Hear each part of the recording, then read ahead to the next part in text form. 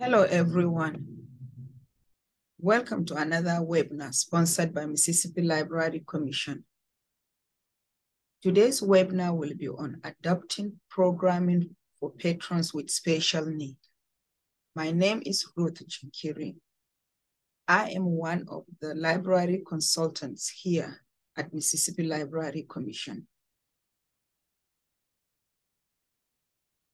Our agenda today will be definition of disability, disability statistics, types of disabilities, disability guidelines, be mindful, starting and continuing a program, programs and craft ideas, book suggestion, devices.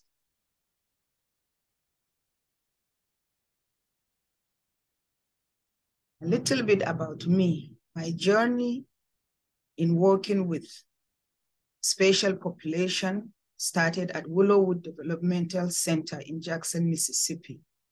Willowwood Developmental Center has a daycare from 6 weeks to 5 years old.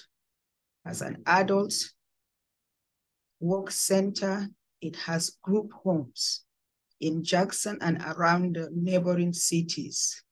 In the daycare, they focus more on inclusion, and that was where I started my journey. I was there for 4 years. From Developmental Center, I went to Mississippi Department of Health Resource Library. I was there for 10 years. In the library, we provided resources for children with special need through their parents, caregivers, and we also provided resources to professionals and other community people that are in need of it. And I was there for 10 years. From the health department, my journey took me to Jackson Hines Library System. Those 8 years, I started as autism coordinator. From there, I became a branch manager, and also an autism coordinator. I am a certified autism specialist. And as you can see from the pictures, I am a wife, a mother-in-law, and a proud grandmother of 2 handsome boys. Definition of disability. We are going to look at the definition of disability. According to CDC, a disability is any condition of the body or mind impairment that makes it more difficult for the person with the condition to do certain activities, activity limitation, and interaction with the world around them, participation restriction. And according to American with Disability Act, disability, a person with disability is a person who is physically or mentally impairment that substantially limits one or more major life activity. This includes people who have a record of such an impairment, even if they don't currently have a disability. It also includes individuals who do not have a disability, but are regarded as having disability. So these are our 2 definitions of disability. And as you can see, this picture that I have, this is a box that when I started working at Jackson Hines Library System, one of my helpers created this box. When we started, it was empty, but you can see that we have so many goodies in there. Sometimes people come and just take them as they come to our program. Now we are going to look at the statistics of people with disability in the US and in Mississippi. As you can see, the picture on the top there, it says, disability impacts us all. In 2020, CDC conducted a research and they found out adults with disability in the US is 26%, and 1 in 4 adults in the US have disability. And in Mississippi, it's 33%.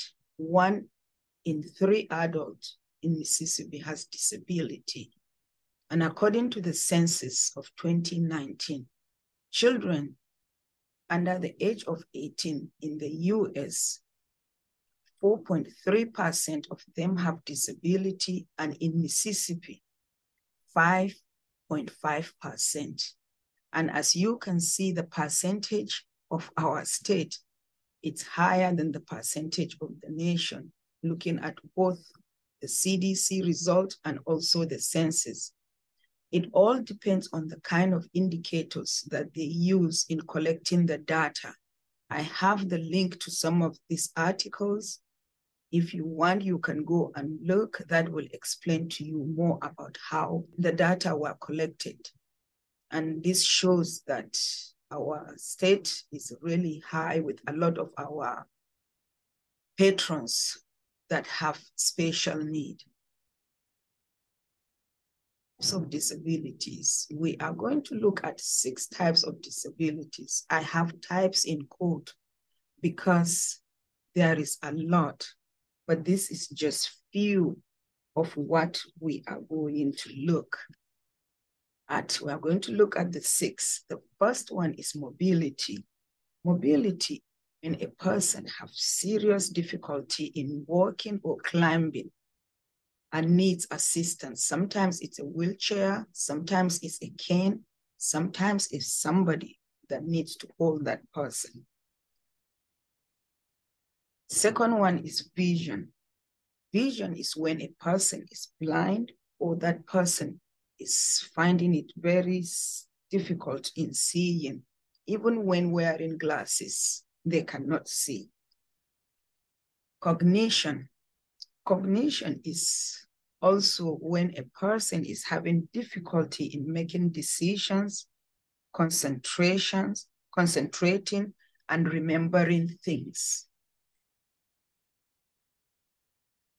Hearing. Hearing is when a person is deaf or has serious difficulty in hearing. The next one is self-care. We have so many people that depend on other people. They cannot take care of themselves. They cannot dress, take bath due to physical, emotional, or mental condition. They need assistance constantly. Developmental delay.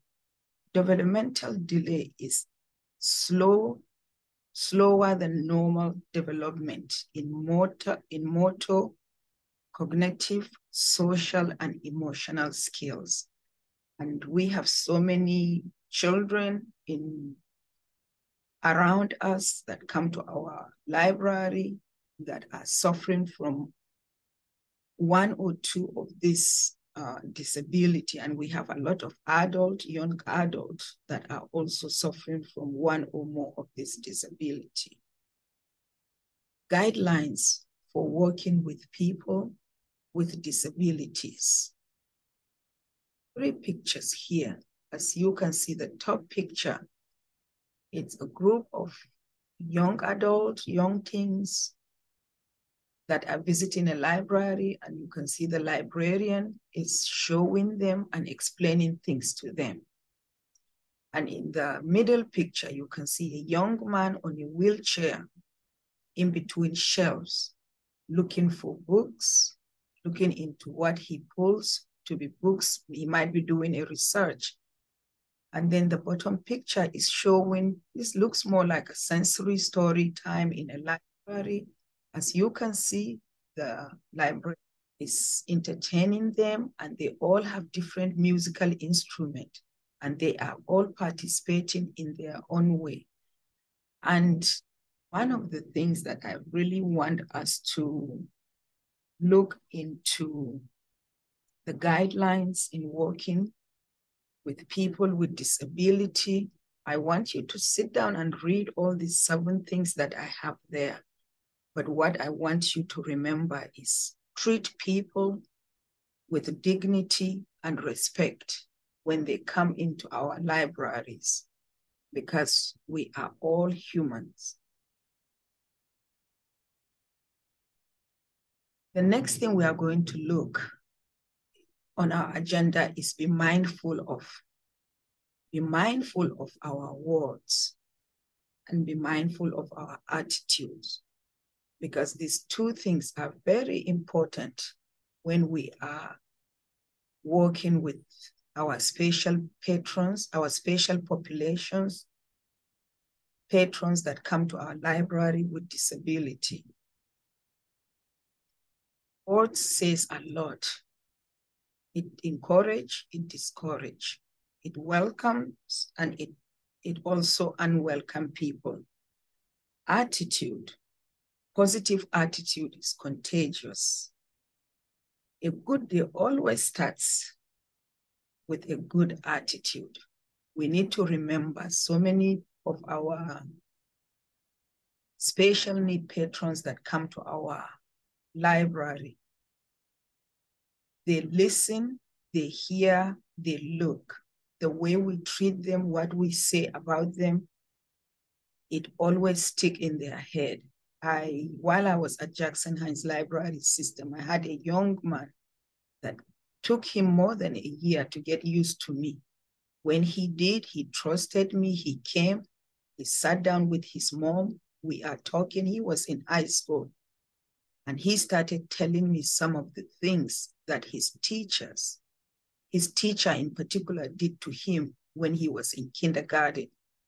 The mom was shocked because he never told them any of those things. Can you imagine, from kindergarten, he still remembered it, even when he was in high school. So we need to be mindful of our words and be mindful of our attitudes. Before starting a program for our special patrons with disability, first we need to gather information. And gathering this information, we have to go into our community. Going there will help us to find out where they are, what they are doing, and how we can be able to help them. And also, we can also gather the same information in our library when some of them come in to check out books with their parents or with their caregivers, or some of them just come in to look. As we observe them, or as some of our staff observe them, they can be able to collect information. We can ask for their phone number, we can ask for their email address to let them know when we are about to start something. And after collecting this information, the next thing we need to do is to go and discuss it with our director and just tell them the ideas that we have for this new program. Either it's new or a continuing program. Discuss it with your director. And with the blessing of your director, discuss it with some of the staff that you know will help you also in this program. Next thing is, before you start a program, review the library's mission, policy, and procedures that has to do with special population programming. If you have it in your mission, and if you have it in your mission, policy, and procedure, you can go ahead and start thinking of a program of what to do, how to do it. But if you don't have anything like that, you need to go back to your director, let the director know about it, and then from there, the director will get in touch with the board of directors so that they can be able to make some changes in the library's mission, policy, and procedure. Now that you have all the community research that you did, you found all the information about the special population, it's time for you to start the plan. And the plan and the goals are interchangeable, because what you plan is going to be also the goal that you have for those with special needs that come to your library. So one of the first things that we all need to know is to get to know our patrons, those patrons that have special needs. Get to know them, who they are, get to know their family, get to know what they want to do, how they want to do these things. Because knowing them give you that goal of them to know that they are welcome into your library system. And start with a smaller group instead of thinking big. Start with a smaller group, because smaller group will give you that time to get to know your patrons with special need and then get to interact with them. Also, another important thing, some of these things that I am sharing, really, I have to tell you, I have to learn it in a very difficult way when I started at Jackson Hines Library System. But I am glad that I was able to learn it. Another thing that we need to be mindful is of clothing that we are wearing during our programming with our patrons that have special need. We need to look into calming colors, colors that will calm them down, not colors that will really get them agitated. There are some colors you can check on the internet, but I know that blue is a color that is usually calming to some of our patrons with special need. But there are other colors that you can look in the internet and try to find out, so that the date that you set for your programming, try to wear those colors so that it will help your patrons during the program, so that it will help to calm them down. And keep your program on the same date and the same time. Because one thing is, our patrons with special need, whether they are young or old or older patrons, changes are difficult. Changing date of a program, it's always difficult for them. So try to keep it same date and same time. Also, when you start a program, don't expect anything. If they come, that will be great. If they don't show up, that is okay.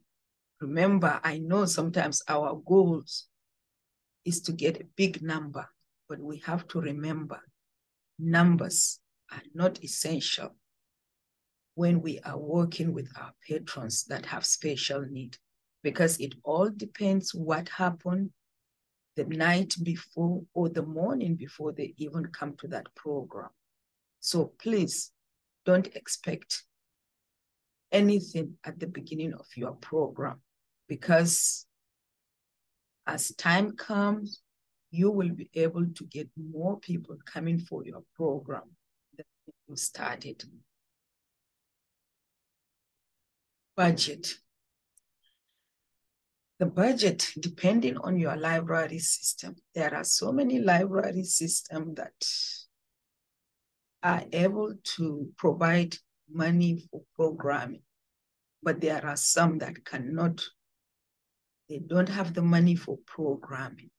So when it comes to programming for our special population, consider using a lot of recyclable materials for craft and get free online ideas. Reach out to co-workers, reach out to parents and caregivers for resources, for information, for materials. When I was at Jackson Hines Library System, a lot of the things that we use, some of my co-workers always say, oh, take this, send it to Ruth. She will use them. And I always call my room a junk room. But really, yes, it looks junky, but we use everything in that room. And another thing is, go to the children's department or go to the storage where your library keeps program materials. Look into it, because that really helped me at Jackson Hines Library System. Look and see what is there for other programs that were used before. Be creative. Use some of those materials, add some texture, so that when you are doing craft with patrons, they can be able to feel it and touch it. Just kind of change things around a little bit. That will help you. And of course, if your system has the money for the budget, there is a lot of resources that you can be able to buy that will help you with programming. Tips for starting a program. A lot of us know this story. It's a fiction about the rabbit and the tortoise. The rabbit is bragging he is going to win that race because he is very fast. The tortoise is taking one step at a time. The rabbit was running. He got hungry and he decided to look for something to eat. He ate and then he was tired. He wanted to take a nap. But the tortoise kept on going, one step at a time, one step at a time. The rabbit fell asleep. By the time he woke up, the tortoise is right at the finishing end. The reason why I put this is to show us when we are starting a new program, be fast. We want to let people see what we are doing, which is good, but take a step at a time. Consider a pilot program.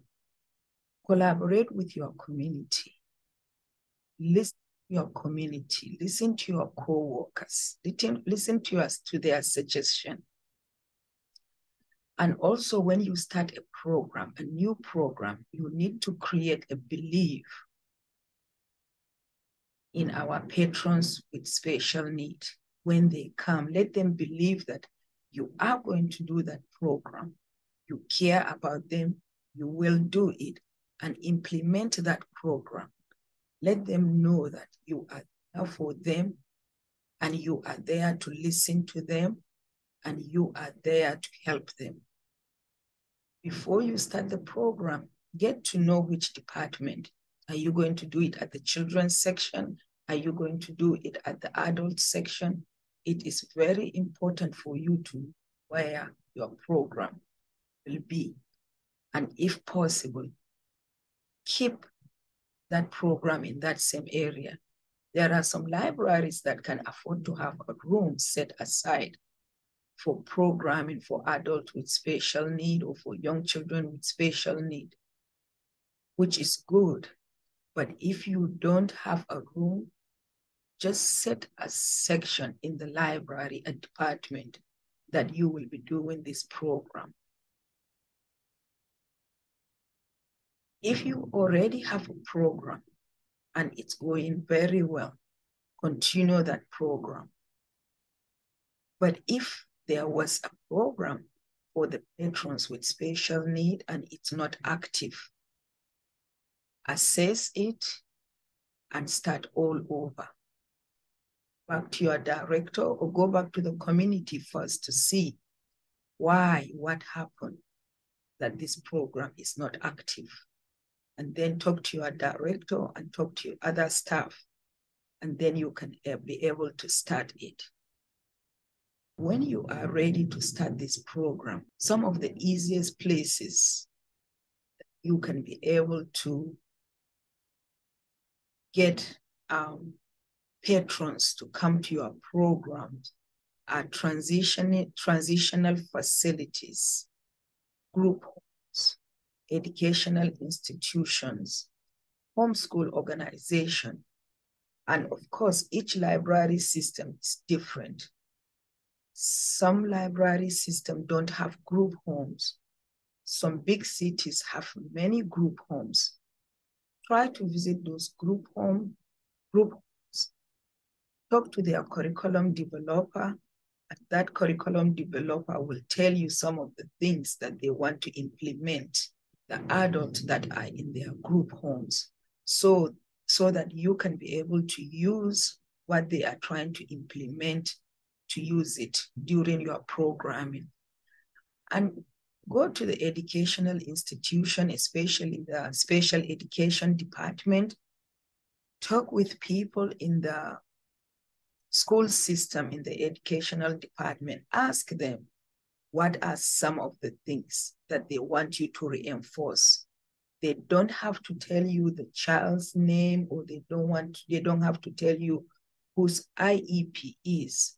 But a lot of the things that they are trying to do with the child's IEP is something that you can use to reinforce, especially if you are having the same grade level group that will be coming to your programming. Use that to reinforce.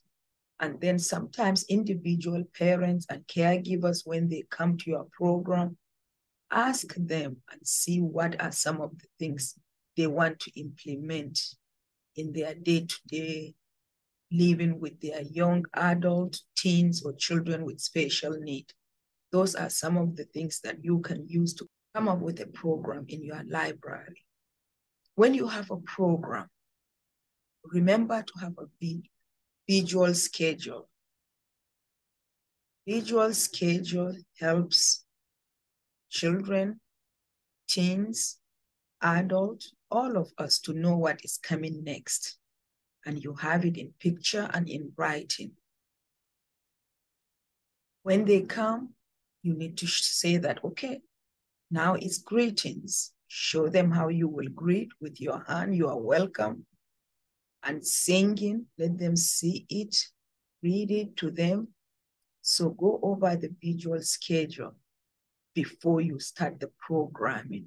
And each time you are changing from one to the next, let them know what is coming or what you will be doing next. We always want to make our programs to come alive. Some of the things that we need to remember are the senses. Our 5 senses help to make our program come alive. I still remember when we did Pit the Cat, I Love My White Shoes at Jackson Heights Library System with a group from one of the schools that have special need program. I had different colors of shoes. I had blue, brown, white, red, all around the library in the section where we were doing it. And then on a popsicle sticks, I have different colors of shoes, and I gave them, each has one. We cut it, and then we read the book, and we also watch it on YouTube. And then at the end for our snack, because I always try to give them something at the end. For our snack, we had blueberry, strawberry, chocolate pudding, white Cool Whip. And they fix it anyhow they want to. It was really a nice program that they really enjoyed it. So you can see we did the touch, smell, hear, taste, and see. So to get our program to come alive, we always need to remember to use the 5 senses. Reciprocal activities. There are activities that by more than one person. It's an activity that help with social skills. When you have 2 people rolling the ball together, sometimes they can talk, sometimes they will not talk. Eventually, they might start talking.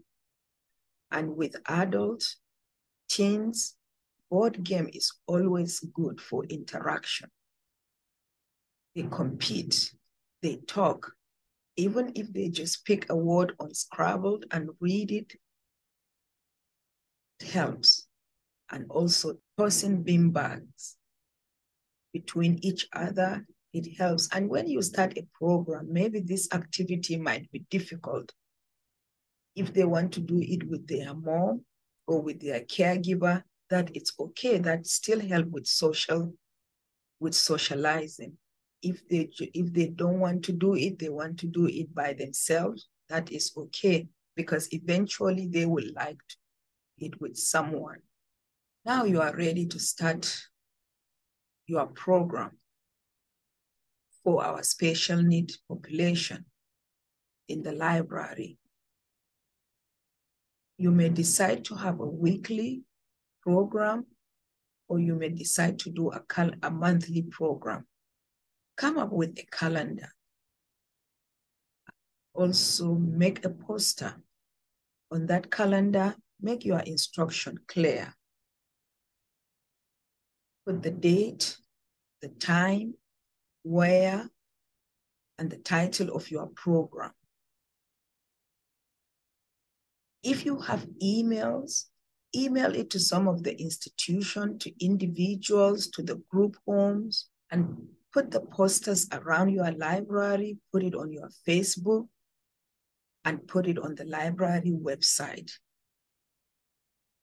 And the next thing is keep up to your program. When the date comes, make sure you are there with everything that you said you will do. Even if you don't have anybody that showed up, but make sure you are there, because you never know. Sometimes there will be some people that will just drop in. And you need to remember, program doesn't have to be a long program. It can be a short one. So just be there for your program. Be ready and be prepared. And try to have somebody in the library that will always be there with you. These are some programs, the ideas of programs that we did at Jackson Heights Library System. And I'm going to show you some of the crafts that we did too. The program one was Valentine's, STEAM, Spring, Friendship.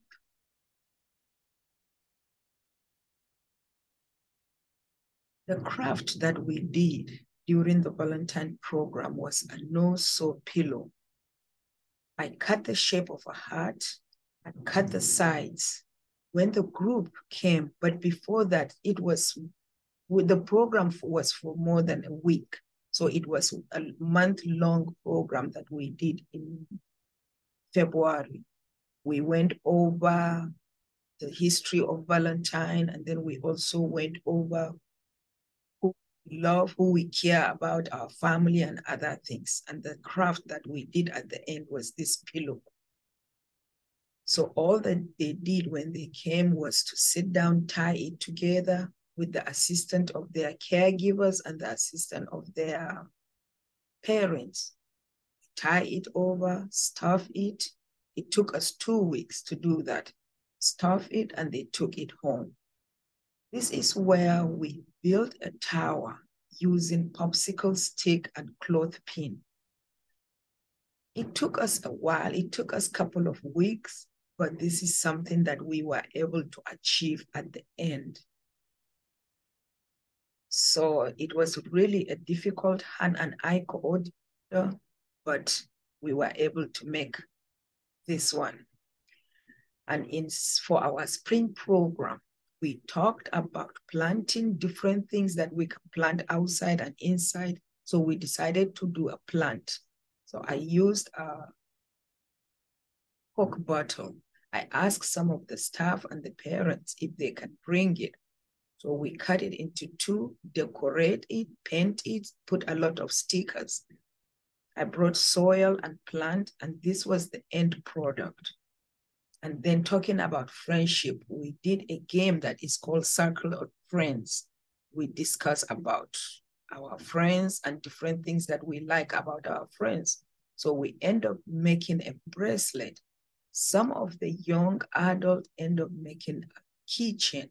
And on our bracelet, we put beads, and that beads help with the texture anytime they touch it. This is also another program ideas that we had. Computer, book club, needlepoint. We use canvas and plastic needle, and then free painting. I will show you some of the things that we did. We had this nonverbal that we had been working with him on writing his name, recognizing his name. So we used the computer to help him to learn how to type his name. We had only the words to the alphabet to his name. And every time I will pick one alphabet like K, and I will point my finger to where the K is. He will hit it. He was able to learn how to type his name. It took us maybe more than a year, but at least we were able to do something. And we had book club. This is when we did John Cena. And the reason why we did John Cena was I have this group that love wrestling. So we look for easy readers, book on John Cena, and I enlarge the copy of I enlarge each page as we read. We colored the picture, we read the book, we discuss about it, and then this is the result. But what happened also, I reached out to the WWE and told them about our group. They ended up sending us t-shirts that everybody got a t-shirt from WWE. This is a canvas needlepoint that a young adult, non-verbal young adult did. We use plastic needle and the texture of the canvas material, it was very helpful because sometimes he will hold it and will be bending it. But so it took us months. But this is something that he did, and his parents were very happy that he was able to do that. This is a free frame painting that we did. And after we finished it, as you can see, the background is one of the young adults that went to our circulation desk to show it to some of the workers there. He was so proud of what he did. Some of these books, I used them. Some of them I did not, but I felt they are really, after looking through them, they are really good books that will help with programming, whether for kids, for teens, especially like we have some teens that are trying to learn some life skills. These are some books that will help. And I really like this, a Danced It Out creative movement. This is something that you can create a program, especially when you are doing children's yoga. That might be something that will help with the movement during the yoga. But you can look into them and see a lot of these books. We have them here at Mississippi Library Commission, or you can use our BHAV resource to see if you can be able to get them from other libraries. And some of these books, I know many of our libraries, many of you have them on your shelves. Look through them. A lot of ideas on programming for our patrons with special need. I will let you just look through them and see. And if you want to look at some of the books that we have, you can go to Mississippi Library Commission website and look at our cataloging. Devices. We have these devices here. They are not yet cataloged, but when they are cataloged into our system, you can be able to check them out, or you can tell your patrons to get our library card so that they can check them out. The quick talker, a lot of those that are non-verbal, you can be able to put a picture and record whatever you want them to say based on the picture that you have in the box. You can also check it and check this device and use it in your front desk, especially when you have those patrons that come and want to communicate with you, or you want to communicate with them. You can record it, and when you touch it,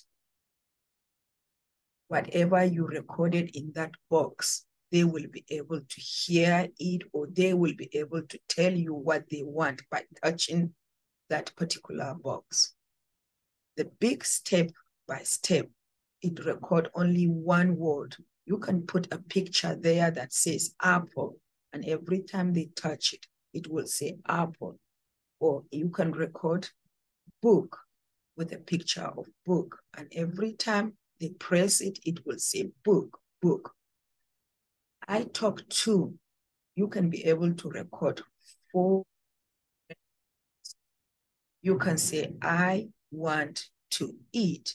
So you can put I on the red one, 2 on the yellow one, want on the blue one, eat on the green one.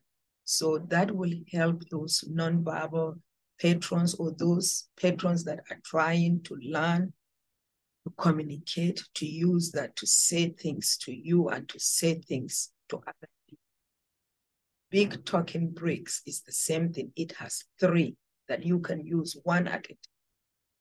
Use all the 3 at a time. Thank you very much for listening to this webinar. I have my name, my email address, and my phone number. Again, my name is Ruth Jinkiri. If you want to get in touch with me, you can call me or email me. Thank you.